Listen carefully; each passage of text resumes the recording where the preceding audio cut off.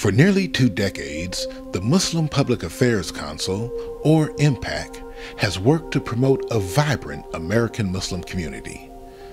Over the years, they have built a reputation as a trusted and reliable voice for Muslims in America. But who is MPAC, and what is the role they are playing in this post-9/11 era? Join us as we take a look at one of America's premier Islamic organizations. I'm Lon Mukaddin, and this is Muslim News Magazine.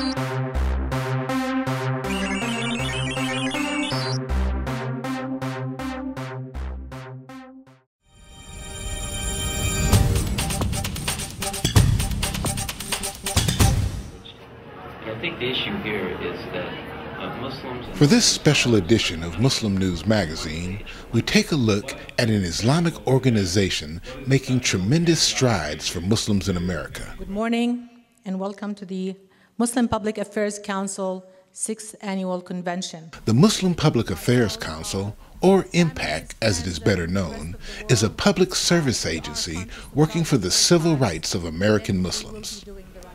They recently hosted their 6th annual convention at the Long Beach Convention Center, just outside of Los Angeles, California.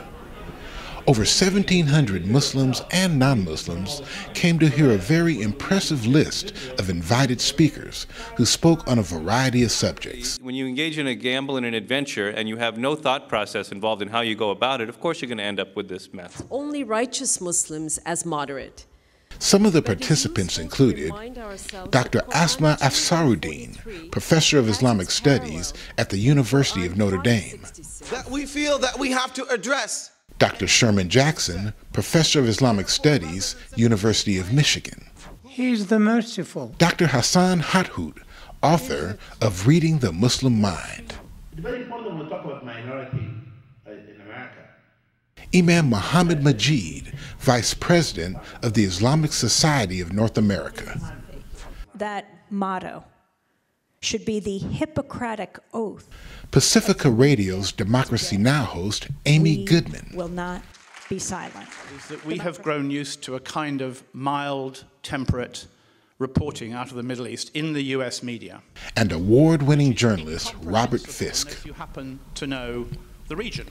It was a very enthusiastic and optimistic group from around the world that attended, and we talked to Executive Director Salaam Al-Marayati about MPAC's objectives.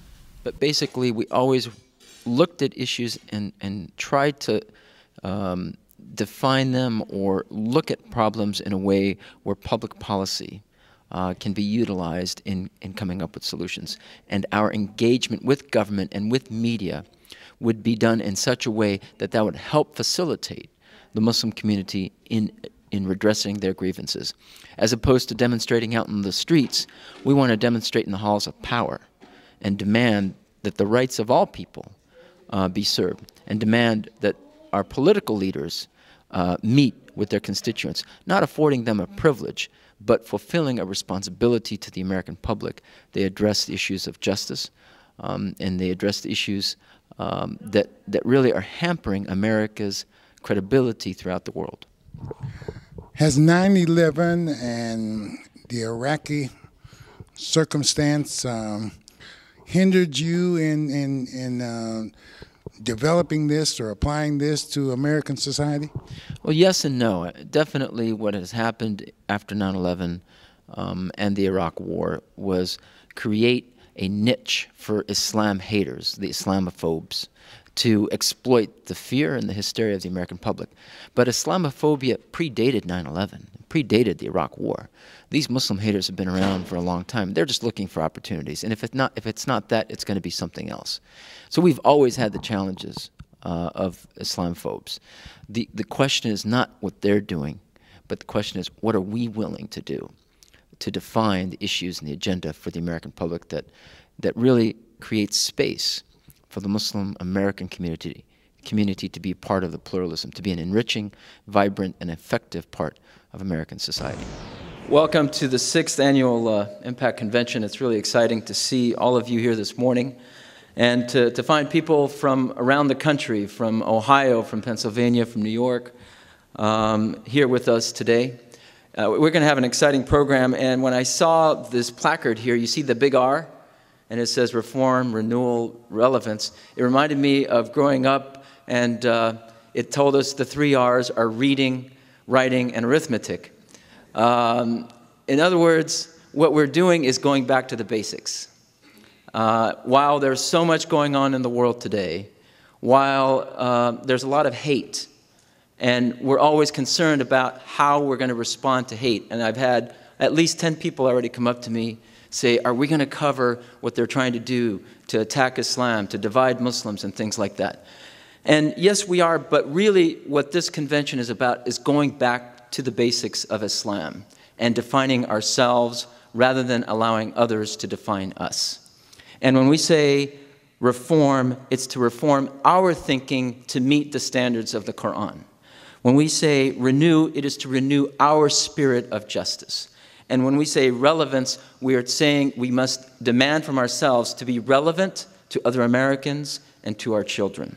The event opened with a session entitled Islamic Reform from Within, where college professor Dr. Afsaraddin tried to unravel the definition of reform rooted in the Quran. One of the most important concepts valorized within the Islamic tradition from the very beginning has been moderation, linked to the concepts of justice and tolerance of others. The point I would like to make in the course of my discussion of this very important concept is that it holds the key in many ways to regeneration of the global Muslim community today and the assertion of a key Muslim value as a timely and relevant universal principle.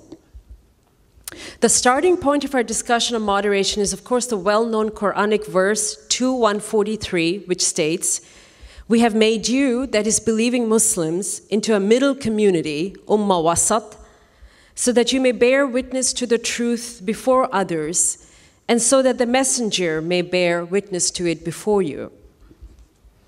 It has been assumed by many Muslims and non-Muslims that the Quran describes only righteous Muslims as moderate.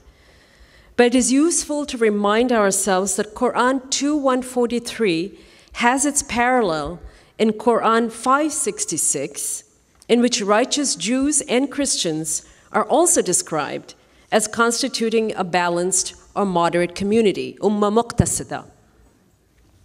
In these two verses, the Quran thus suggests that it is subscription to a common standard of righteousness and moral conduct that determines the salvific nature of a religious community and not the denominational label it chooses to wear.